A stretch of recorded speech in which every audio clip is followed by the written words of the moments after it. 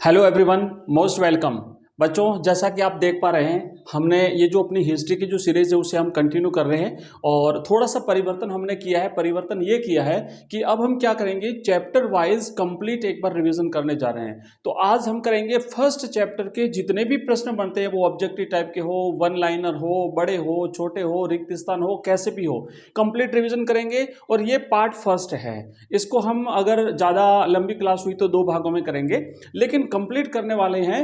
एक भी प्रश्न फर्स्ट चैप्टर से नहीं छोड़ेंगे। हो सकता है इसमें से आपको कुछ क्वेश्चंस आते हो सकता है इसमें से आपको ज्यादा क्वेश्चंस आते हो सकता है इसमें से आपको कुछ नहीं आते हो, लेकिन हम इसमें कंप्लीट रिवीजन करने वाले हैं और ये सीरीज लगातार चलेगी एग्जाम तक। टॉपिक वाइज करेंगे, मतलब पार्ट जो है एक एक पार्ट लेके चलेंगे, ताकि क्या होगा, आपका कंप्लीट रिवीजन हो जाएगा, एक भी पार्ट छूटे नहीं, है ना। किस प्रकार के प्रश्न बन सकते हैं वो सारे के सारे प्रश्न हम इसमें करने वाले हैं। तो आइए शुरुआत करते हैं। सबसे पहले ऑब्जेक्टिव प्रश्न से शुरू करते हैं। पहला प्रश्न है कि हड़प्पा, अब देखो इसमें से जो प्रश्न आपको आता है उसका आपको आंसर बताना है ना। चुपचाप बैठ के देखना नहीं है, आपको आंसर बताते जाइए जिन जिन प्रश्नों का आंसर आता है, और जिन प्रश्नों का नहीं आता उसे आज ही याद कर लीजिएगा। आप ये नहीं सोचे कि भाई हम बाद में याद कर लेंगे या हम और रिवीजन कर लेंगे, नहीं हो पाएगा। अभी आपको इसी क्लास में याद कर लेना है, सब कुछ याद कर लेना, कुछ भी पीछे नहीं छोड़ना है। तो चलिए देखते हैं। पहला क्वेश्चन लिखा हुआ है कि हड़प्पा सभ्यता का काल निर्धारण क्या माना गया है। प्रश्न आ सकता है, ध्यान रखना, पूछा जा सकता है।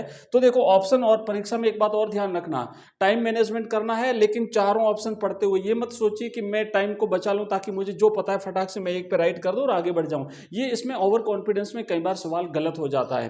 तो ऑप्शन एक है कि 4500 से लेकर के 3500 ईसा पूर्व, यानी 4500 से 3500, 3500 से 2500, 1000 से लेकर के 500 ईसा पूर्व, या फिर 2600 से लेकर के 1900 ईसा पूर्व के बीच। तो राइट आंसर है ऑप्शन द, 2600 से लेकर के 1900 ईस्वी पूर्व के बीच का जो काल है वो माना जाता है सिंधु घाटी सभ्यता का काल। इस दौरान जो है ये सभ्यता रही थी। और इतने साल पहले, अब सोचो तकरीबन अभी 2000 जो है वो सन चल रहा है, तो 2000 तो ये, और 2000 पहले, 4000 वर्षों पहले एक इतनी परिष्कृत सभ्यता थी, एक इतनी उत्कृष्ट नगरीय सभ्यता जो है वो भारत में थी। चलिए नेक्स्ट क्वेश्चन की तरफ आगे बढ़ते हैं बच्चों। करेक्ट आंसर रहेगा ऑप्शन डी। आप नोट करते जाइए, राइट अगर आपको कहीं लिखना है तो लिखते जाइए। और आगे बढ़ते हैं। दूसरा प्रश्न है कि सिंधु घाटी सभ्यता की सबसे विशिष्ट पुरावस्तु कौन सी है। तो इसमें से देखो आवास है, औजार है, मोहर है या आभूषण है। तो इसमें बच्चों राइट आंसर रहेगा कि जो मोहरें हैं ये सिंधु घाटी सभ्यता की सबसे विशिष्ट पुरावस्तु में मानी गई है। इसी प्रकार के प्रश्न आएंगे और सब कुछ आपको इसमें मिलने वाला है। हम एक भी क्वेश्चन पीछे नहीं रखेंगे, इसलिए कंटिन्यूस इस क्लास को पूरी देख लीजिएगा। नेक्स्ट प्रश्न है कि मनके बनाने के लिए कौन सी बस्ती प्रसिद्ध थी। हड़प्पा सभ्यता या सिंधु घाटी सभ्यता में कुछ ऐसे नगर थे जो किसी विशेष कार्य के लिए जाने जाते थे। उसमें से कुछ बस्तियां थी जो मनके बनाने के लिए जानी जाती थी, कुछ बस्तियां जो है वो अलग अलग कामों के लिए जानी जाती थी। तो ऑप्शन आपके सामने है, मोहनजोदड़ो, बनावली, धौलावीरा या चन्नूदड़ो। तो बच्चों करेक्ट आंसर रहेगा चन्नूदड़ो जो है ये मनके बनाने के लिए जानी जाती थी। चन्नूदड़ो मनके बनाने का उद्योग था। राइट आंसर है ऑप्शन डी। नेक्स्ट प्रश्न है चौथा कि सिंधु सभ्यता का स्थल बनावली निम्न में से किस राज्य में स्थित है। तो बनावली बच्चों हरियाणा, राजस्थान, पंजाब या गुजरात। राइट आंसर है हरियाणा। बनावली हरियाणा में है और यहां से एक एक एक प्रतिकृति मिली है, मिट्टी का हल जो होता है उस मिट्टी के हल की प्रतिकृति मिली है, वो यही बनावली हरियाणा से मिली है। राजस्थान में भी सिंधु घाटी सभ्यता के स्थल जैसे कालीबंगा, धौलीबंगा, है ना, यहाँ पे कालीबंगा, पीलीबंगा। उसके बाद पंजाब में जैसे रोपड़ है, गुजरात में धौलावीरा, लोथल, इस प्रकार के केंद्र जो है वो मिले हैं। नेक्स्ट क्वेश्चन है पांचवा प्रश्न है कि मिट्टी से बने हल के प्रतिरूप किस स्थल से मिले हैं। तो अभी अभी हमने प्रश्न किया है कि बनावली जो है हरियाणा में, यहां से मिट्टी के बने प्रतिरूप जो है वो मिट्टी के बने हल के प्रतिरूप जो है वो यहां से मिले हैं। और उस हल से जुताई के जो प्रमाण मिले हैं, खेतों में हल से जुताई किए हुए के प्रमाण मिले हैं, वो कालीबंगा से मिले हैं। धौलावीरा बच्चों अपने जल प्रबंधन के लिए जाना जाता था, रोपड़ पंजाब में पड़ता है। तो इस प्रश्न का सही जवाब है बच्चों कि हल्के प्रतिरूप बनावली हरियाणा से मिले हैं। राइट आंसर है ऑप्शन ड। नेक्स्ट क्वेश्चन की तरफ आगे बढ़ते हैं। अगला प्रश्न है, पुरातत्वविदों को हड़प्पा सभ्यता के किस स्थल से जूते हुए खेत के साक्ष्य मिले? अभी अभी हमने देखा जो कालीबंगा है राजस्थान के हनुमानगढ़ जिले में स्थित एक सिंधु घाटी सभ्यता का स्थल है, जहां पे ईंटों से, क्योंकि इस पूरी सभ्यता में ही पक्की हुई ईंटों से मकान बनते थे, तो यहां जो है वो कालीबंगा बच्चों इस प्रश्न का राइट जवाब है। नेक्स्ट आगे बढ़ते हैं अगले क्वेश्चन की तरफ, और लिखा हुआ है कि थार रेगिस्तान से लगा हुआ पाकिस्तान का रेगिस्तानी क्षेत्र क्या कहलाता है? ये हमारा राजस्थान है बच्चों, है ना, ये राजस्थान है, और इस राजस्थान से ये जो पाकिस्तान का एरिया लगा हुआ है ये पाक है, और इधर ये भारत है, मतलब राजस्थान है बच्चों। तो राजस्थान चूंकि ये पूरा थार का रेगिस्तान है, तो इस थार के रेगिस्तान से सटा हुआ इधर वाला जो भाग है वो क्या कहलाता है? तो इधर के भाग को बच्चों कहते हैं नखलिस्तान, पाकिस्तान, चोलिस्तान, अफगानिस्तान। चोलिस्तान इसका सही जवाब है। नेक्स्ट राइट आंसर है इसका ऑप्शन स, चोलिस्तान। अगला क्वेश्चन है कि भारतीय पुरातत्व का जनक किसे माना जाता है? ये तो बार बार प्रश्न आता है, बिल्कुल इजी प्रश्न है बच्चों, अच्छी तरह से याद कर लीजिएगा, कई बार जो है वो पूछा जाता है, परीक्षा में भी आ सकता है। तो इसके राइट आंसर रहेगा अलेक्जेंडर कनिंघम। कई बार खाली कनिंघम लिखा हुआ आता है, तो कनिंघम भी अगर आ जाता है तब भी आपको सही मानना है, और अलेक्जेंडर कनिंघम आता है तब भी आपको सही मानना है। तो भारतीय पुरातत्व के जनक माने जाते हैं अलेक्जेंडर कनिंघम। भूलोगे नहीं, अभी गांठ बांध लीजिए कि आपको सब कुछ फर्स्ट चैप्टर के जो क्वेश्चंस हैं वो इसी अध्याय में याद कर लेने हैं, बाद में हम कुछ भी नहीं करेंगे, हमें पीछे कुछ भी नहीं छोड़ना है। नेक्स्ट प्रश्न है हमारा अगला, हड़प्पा सभ्यता के अंतर्गत विशाल स्नानागार स्थित है। जो विशाल स्नानागार एक बाथरूम मिला है, ग्रेट बाथ जिसे कहते हैं, वो कहां से मिला है? मोहनजोदड़ो है, कालीबंगा है, रंगपुर है, या चन्नूदड़ो है? तो बच्चों ये राइट आंसर रहेगा इसका, मोहनजोदड़ो से ये विशाल स्नानागार मिला है। और इसी प्रकार का एक विशाल अन्नागार मिला है, स्टोर हाउस, गोदाम जिसे हम कहते हैं, वो भी मोहनजोदड़ो से मिला है। और राइट आंसर रहेगा बच्चों ऑप्शन अ, मोहनजोदड़ो। कालीबंगा से जूते हुए खेत के प्रमाण मिले हैं। और बच्चों चन्नूदड़ो जो है वो मन के बनाने का प्रमुख केंद्र था, चन्नूदड़ो हड़प्पा सभ्यता में। नेक्स्ट क्वेश्चन है 10वां, यहां मिले जलाशयों का प्रयोग कृषि हेतु जल संचयन के लिए किया जाता था। कहां से मिले हुए जलाशयों? क्योंकि वहां जल प्रबंधन के लिए वो स्थान जाना जाता था, मैंने अभी पिछले प्रश्न में आपको बताया था। बनावली है, मिताथल है, धौलावीरा है, या राखीगढ़ी है? तो बच्चों करेक्ट आंसर रहेगा इसका धौलावीरा, जो कि गुजरात में पड़ता है। यहाँ पे जलाशय बने हुए थे, छोटे छोटे तालाब बने हुए थे, और वहां जो जल संचय होता था उसका प्रयोग जो है वो कृषि कार्य के लिए होता था। सही जवाब है ऑप्शन इसका स, धौलावीरा। नेक्स्ट प्रश्न है कि बालाकोट और नागेश्वर किस वस्तु के निर्माण के लिए जाने जाते थे? जिस तरीके से चन्नूदड़ो मन के बनाने के लिए या मन के बनाने का उद्योग था, उसी तरीके से बालाकोट और नागेश्वर किसी विशेष वस्तु के निर्माण के लिए जाने जाते थे। तो बच्चों इसमें से अस्त्र शस्त्र तो होगा ही नहीं, क्योंकि सिंधु घाटी सभ्यता के उत्खनन में कहीं पर भी अस्त्र शस्त्र नहीं मिले हैं। फिर है जहाज, उसके बाद शंख की वस्तुएं या मृद भांड। तो बच्चों राइट आंसर रहेगा शंख की वस्तुएं बनाने के लिए ये दोनों ही स्थल जाने जाते थे, बालाकोट और नागेश्वर। नेक्स्ट प्रश्न बनता है कि अधिकांश हड़प्पा स्थल निम्न में से किन क्षेत्रों में स्थित हैं? ऑप्शन 1 है शुष्क क्षेत्रों में, ऑप्शन 2 है अर्ध शुष्क, आर्द्र क्षेत्रों में, फिर है अर्ध शुष्क क्षेत्रों में, और फिर है नम्न क्षेत्रों में। तो बच्चों करेक्ट आंसर है इसका ऑप्शन सी है, अर्ध शुष्क जो क्षेत्र हैं। अर्ध शुष्क मतलब जो जहां पे थोड़ा बहुत पानी है और थोड़ा बहुत शुष्क भी है, अर्ध शुष्क इलाके जो कहलाते हैं, यहाँ पे जो है वो स्थल मिले हैं। नेक्स्ट प्रश्न है, हड़प्पा स्थल से नहरों के कुछ अवशेष जो है वो मिले हैं, मतलब नहरों से सिंचाई होती थी, ऐसे अवशेष भी मिले हैं। जैसे कि धौलावीरा जो है गुजरात का, वहां पे तालाबों के अवशेष मिले हैं। तो उसी तरीके से नहरों के अवशेष कहां से मिले हैं? तो सोरतुगई है, सिंध है, पंजाब है, या कालीबंगा है? तो बच्चों इसका राइट आंसर है सोरतुगई, जो कि अफगानिस्तान में पड़ता है। तो इस अफगानिस्तान स्थित सोरतुगई से नहरों द्वारा सिंचाई के अवशेष जो है वो प्राप्त हुए हैं। सही जवाब रहेगा इसका ऑप्शन अ। नेक्स्ट क्वेश्चन है, सिंधु में आरंभिक हड़प्पा स्थलों की कुल कितनी संख्या है? अब देखो हड़प्पा सभ्यता, इसको भी आरंभिक हड़प्पा, मध्यवर्ती हड़प्पा और परवर्ती हड़प्पा, इस रूप में इसे विभाजित किया है। अब इसके स्थलों की अगर हम बात करें और आरंभिक, वो भी आरंभिक वाले की अगर बात करें, तो तकरीबन 52 केंद्र जो है वो इसके मिले हैं। नेक्स्ट प्रश्न है कि अफगानिस्तान में नहरों के अवशेष कहां पर मिले हैं? अभी अभी हमने किया सोरतुगई जो है बच्चों, राइट आंसर रहेगा इसका सोरतुगही हड़प्पा स्थल जो है, यहाँ से नहरों के अवशेष जो है वो प्राप्त हुए हैं। मतलब वहाँ पे चूंकि पहाड़ी इलाका है और पहाड़ी इलाके में वहाँ तालाब या पानी जो है वो स्टोर करने की सुविधा हो जाती थी और नहरें बना करके वहाँ जो है वो सिंचाई करते थे। अगला प्रश्न है कि सिंधु सभ्यता का स्थल धौलावीरा निम्न में से किस राज्य में स्थित है? तो बच्चों धौलावीरा जो कि अपने तालाबों के लिए जाना जाता था और अभी हमने देखा इसे गुजरात में पड़ता था। ये राइट आंसर ऑप्शन इसका रहेगा बच्चों गुजरात। सही जवाब है इसका ऑप्शन ब, गुजरात में पड़ता था। नेक्स्ट क्वेश्चन की तरफ बढ़ते हैं बच्चों। स्पीड थोड़ी ज्यादा है क्योंकि क्लास काफी लंबी होने वाली है, प्रश्न इसमें बहुत सारे हमने लिए हैं, इसलिए मैं थोड़ी ज्यादा स्पीड से पढ़ रहा हूं। आप लोग बिल्कुल निश्चिंत होकर के पढ़ते रहिए, ध्यान से सुनते रहिए, एक एक चीज को याद करते रहिए और एग्जाम के टाइम हम लंबी मैराथन क्लासें लगाएंगे। वहां पे एक बार फिर से कोशिश करेंगे, एक दो दिन एग्जाम से पहले हम बहुत लंबी लंबी क्लासें करके आपका एक बार कंप्लीट मैराथन क्लास में रिवीजन करा देंगे। और अगर फिर भी आप लोग चाहते हो कि ये पूरे जो ऑब्जेक्टिव टाइप के जो क्वेश्चंस हम कर रहे हैं ये पूरे 2000 की सीरीज रहेगी। हमने चूंकि इस 2000 का जो टारगेट रखा है, 2000 प्रश्नों का हमारा टारगेट है।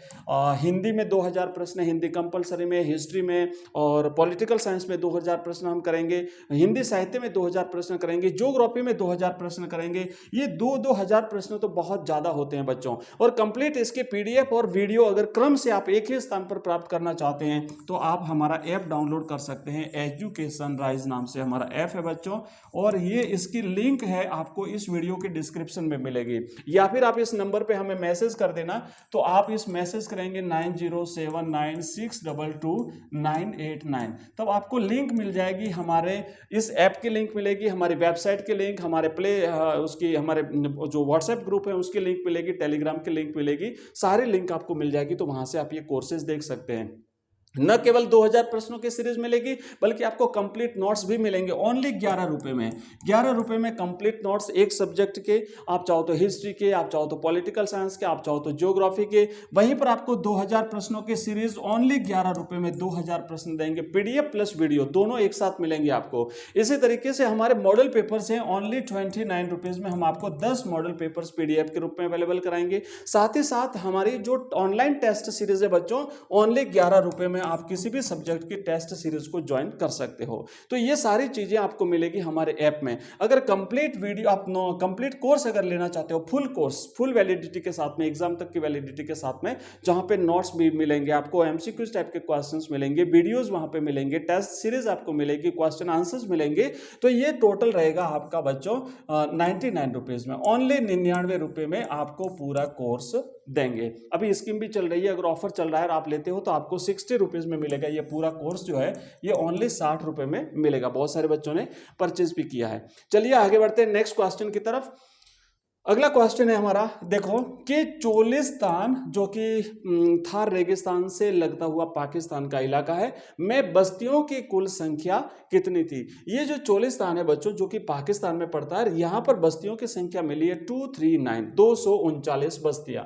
अगला क्वेश्चन है कि चन्नूदड़ो बस्ती के निवासी किस व्यवसाय में संलग्न थे? तो चन्नूदड़ो के जो बच्चों जो लोग थे वो मनके बनाने का काम करते थे। तो देखो कच्चे माल का उत्पादन करते थे, मिट्टी के बर्तन बनाते थे, शिल्प उत्पादन या झावा, तो शिल्प उत्पादन रहेगा क्योंकि जो मनके बनाने का काम है वो शिल्प क्षेत्र में जाता है। तो इस प्रश्न का सही जवाब रहेगा ऑप्शन स। इस तरीके से भी प्रश्न आ सकता है, जरूर नहीं मनके ही आवे, शिल्प उद्योग भी आ सकता है, तो शिल्प उत्पादन आप इसका राइट आंसर करेंगे।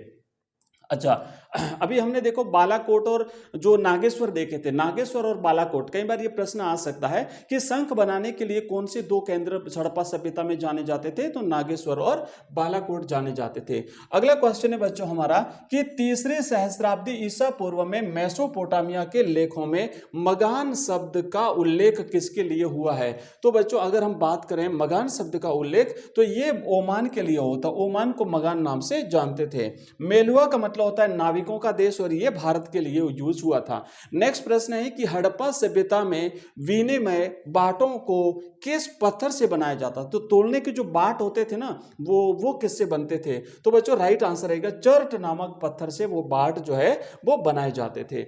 नेक्स्ट क्वेश्चन है कि भारतीय पुरातात्विक सर्वेक्षण के पहले डायरेक्टर जनरल कौन थे? तो भारतीय पुरातत्व के जनक जो है वो बच्चों हमने अलेक्जेंडर कनिंघम किया था। और अगर यहाँ पे प्रश्न पूछा जाता है कि इसके पुरातात्विक सर्वेक्षण के पहले डायरेक्टर कौन थे, तो वो भी अलेक्जेंडर कनिंघम होंगे। ठीक है, इसके जनक या इसके पहले डायरेक्टर जनरल। हमने इसका पिछले प्रश्न भी पहले भी हमने किया है। हड़प्पाई लिपि लिखी जाती थी। अब ये जो लिपि होती है ना, प्रत्येक भाषा की अपनी एक लिपि होती है सॉरी, ये लिपि जो है वो कैसे लिखी जाती थी, तो बच्चों ये लिपि जो है ना, ये दाईं ओर से बाईं ओर लिखी जाती थी। अपन जनरली क्या करते हैं कि जैसे हिंदी लिखते हैं ना, तो यहाँ से लिखते हैं कि जैसे राम स्कूल गया, तो हम क्या करते हैं कि हम ये हमारा बायां है ना, ये बायां जब हम लिखते हैं तो ये बायां से दायां जाते हैं, बायां से अपन क्या करते हैं, दायां जाते हैं। आपने देखा होगा उर्दू जो लिखी जाती है वो इधर से लिखी जाती है, वो इधर से ऐसे लिखते हैं। अब तो लिखनी नहीं आएगी भाई मेरे को तो, बट ऐसे लिखते हैं, है ना। अब ये पता नहीं क्या लिखा हुआ है, ये उर्दू वाले बता सकते हैं। तो इस तरीके से ये जो लिपि होती है ना, ये जो हड़प्पा लिपि है, ये भी दाईं ओर से बाईं ओर लिखी जाती थी, इधर से इधर लिखते थे, ये लोग भी ऐसे लिखते थे। तो ये इस तरीके से लिखी जाती है, आप लोग देख लेना। अगला क्वेश्चन देखो, लिखा हुआ है कि अर्ली इंडस सिविलाइजेशन के रचिता थे। एक पुस्तक है, इस पुस्तक का नाम है अर्ली इंडस सिविलाइजेशन। तो राइट आंसर रहेगा बच्चों अर्नेस्ट मैके जो हैं वो इस किताब के लेखक हैं, Ernest Mackay, early Indus civilization. Next question है कि हड़प्पा सभ्यता का स्थल लोथल किस राज्य में स्थित है। तो लोथल जो है ये एक गोदीवाड़ा था, एक बंदरगाह था, और ये गुजरात में समुद्र तट पर स्थित है, यानी गुजरात राज्य में पड़ता था। तो राइट आंसर है इसका ऑप्शन आ। नेक्स्ट क्वेश्चन है कि मोहनजोदड़ो स्थित दुर्ग में कौन सी संरचनाएं मिली है। हड़प्पा और मोहनजोदड़ो सिंधु घाटी सभ्यता के दो महत्वपूर्ण केंद्र। इसमें से जो मोहनजोदड़ो जो स्थल है वहां पर जो दुर्ग है, उस दुर्ग में कुछ विशेष प्रकार की संरचनाएं मिली है। वो संरचनाएं क्या मिली है। तो बच्चों इस प्रश्न का करेक्ट आंसर देखो, ऑप्शन लिखा हुआ है कि विशाल स्नानागार, माल गोदाम, विशाल आंगन या उपयुक्त सभी। तो राइट आंसर रहेगा उपयुक्त सभी। ये सारी स्थितियां, ये सारी संरचनाएं, ये सारे स्ट्रक्चर्स जो है वो मोहनजोदड़ो से प्राप्त हुए हैं। वैसे अगर पूछे मोहनजोदड़ो का अर्थ क्या होता है, तो बच्चों मोहनजोदड़ो का अर्थ होता है मुर्दों का टीला।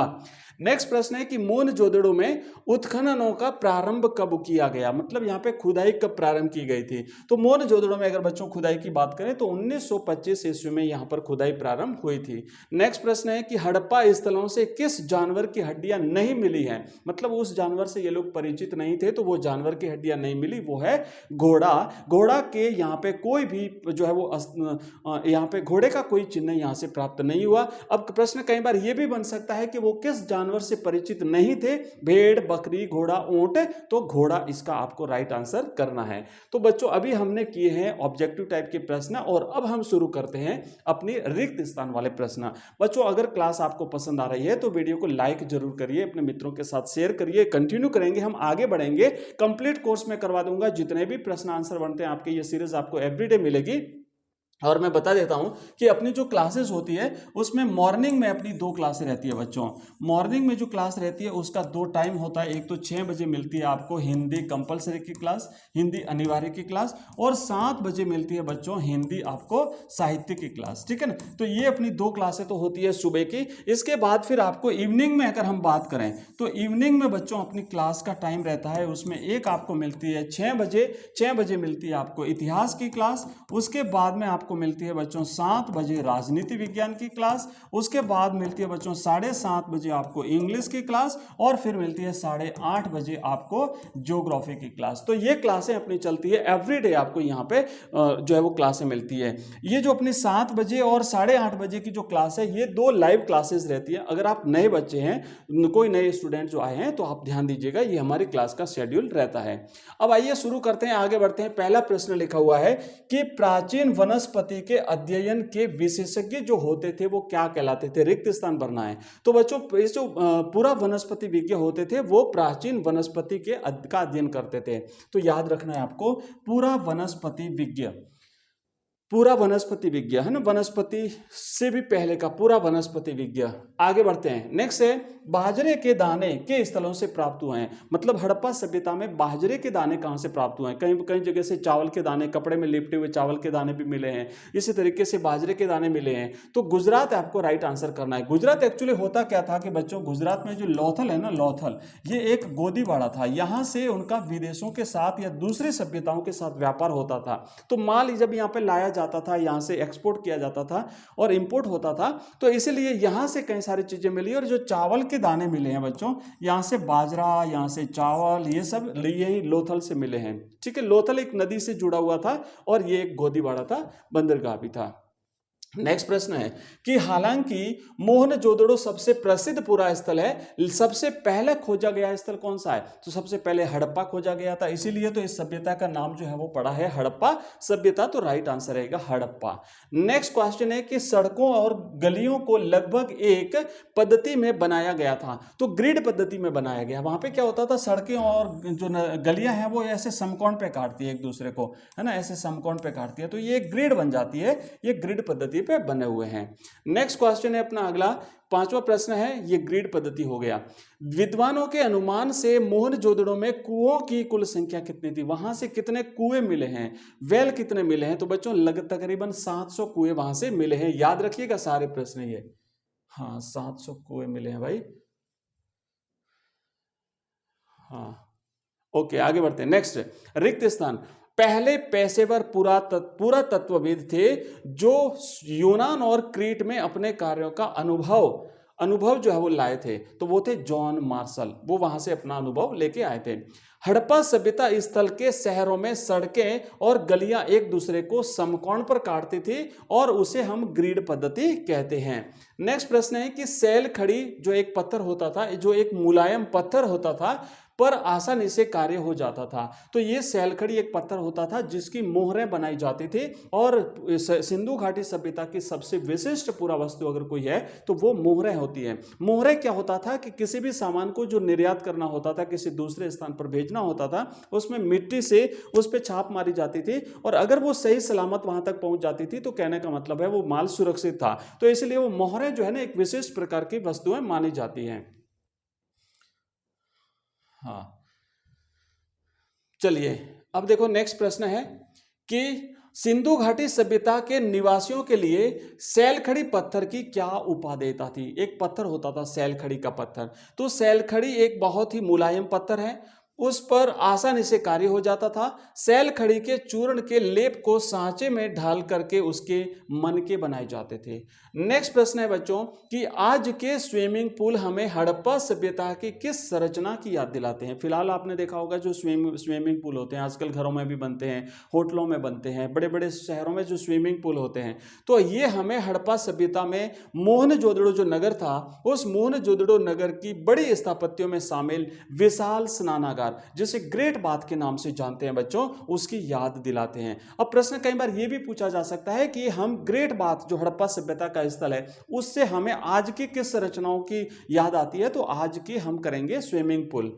नेक्स्ट प्रश्न है कि जॉन मार्शल ने सिंधु घाटी में एक नवीन सभ्यता की खोज की घोषणा कब करी थी? तो इन्होंने 1924 में खोज करी थी और 1925 से मोहनजोदड़ो में खुदाई प्रारंभ हुई थी।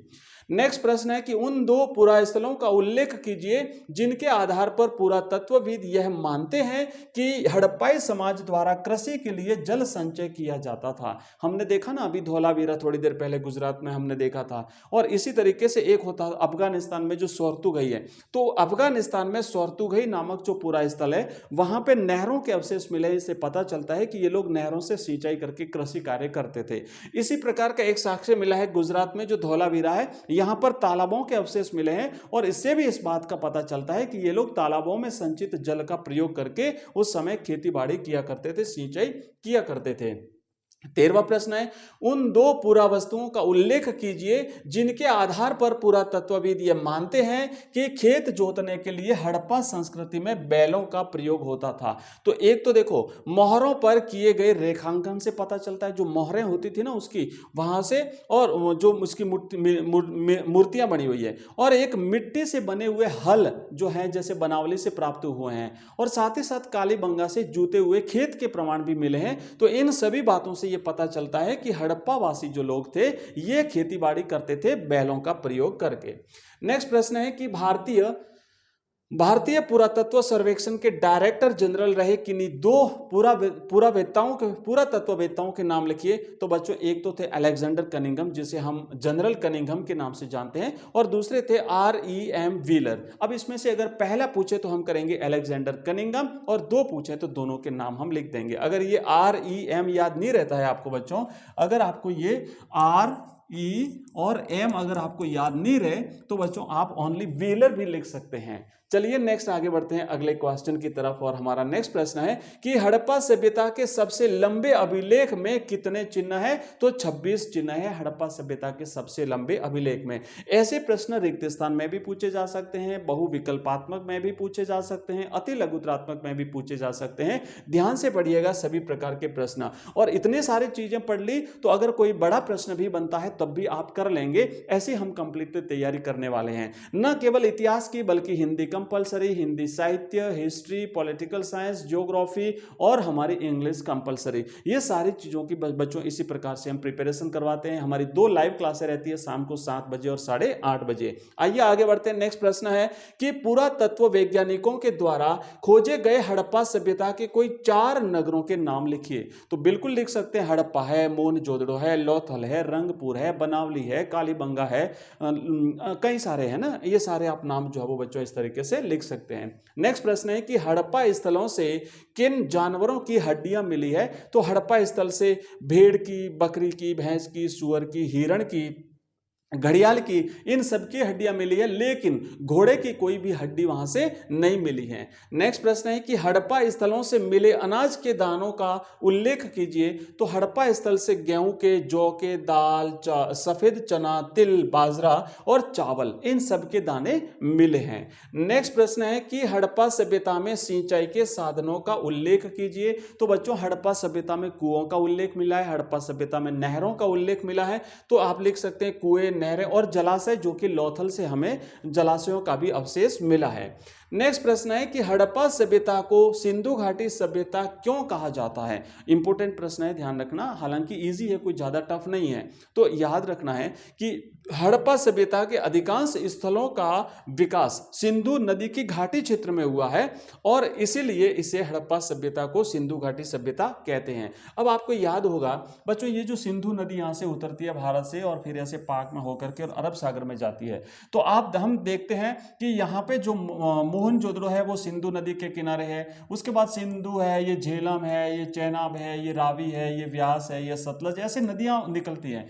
तो ज्यादातर नदियों का जो इनका जो केंद्र है वो ये पूरी की पूरी जो सिंधु घाटी सभ्यता है, इसके इलाके के चारों तरफ, इसके आसपास जो है वो इन नगरों का उल्लेख जो है वो हुआ है। इस उत्खनन केंद्रों का पता यहाँ पे बसे थे, इसलिए इस पूरी सभ्यता को हम सिंधु घाटी सभ्यता कहते हैं। साथ ही साथ इसे हड़प्पा सभ्यता क्यों कहते हैं? क्योंकि इसका सबसे पहला खोजा गया स्थल हड़प्पा था, इसलिए इसे हड़प्पा सभ्यता भी कहते हैं।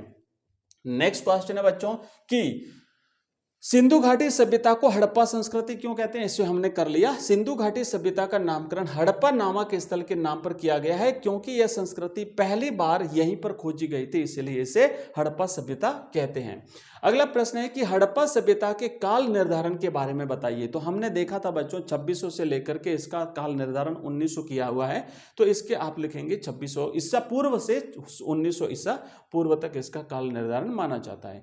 नेक्स्ट प्रश्न है कि हड़प्पा सभ्यता की आरंभिक बस्तियों की क्या विशेषताएं थी? तो जो प्रारंभिक बस्तियां थी हड़प्पा सभ्यता की, उन वो बस्तियां छोटी होती थी और बड़े आकार की संरचनाएं लगभग न के बराबर थी, मतलब छोटी छोटी बस्तियां उस समय हुआ करती थी। अगला क्वेश्चन है कि पुरातत्वविदों ने आहार संबंधी आदतों के विषय में किससे जानकारी प्राप्त करने में सफलता हासिल की है? तो बच्चों पुरातत्वविदों ने जले हुए अनाज के दाने, बीजों की खोज से आहार संबंधी आदतों जानने में सफलता हासिल की है। और अगला प्रश्न है कि हड़प्पा स्थलों में कहां से बाजरे के दाने मिले हैं? तो बच्चों गुजरात स्थित हड़प्पा स्थलों से बाजरे के दाने मिले हैं, विशेष करके लोथल, चने के भी दाने, चावल के दाने भी यहीं से मिले हैं। तो देखो इस तरीके से बच्चों हमने आज की क्लास में किए हैं 27 + 25 प्रश्न। 27 प्रश्न तो हमने किए हैं ऑब्जेक्टिव टाइप के, 25 प्रश्न हमने किए हैं बच्चों अतिलघुत्रात्मक प्लस रिक्त स्थान। तो इस तरीके से हमारे आज हुए टोटल 52 प्रश्न, हमने 52 प्रश्न किए हैं कंप्लीटली इस क्लास में।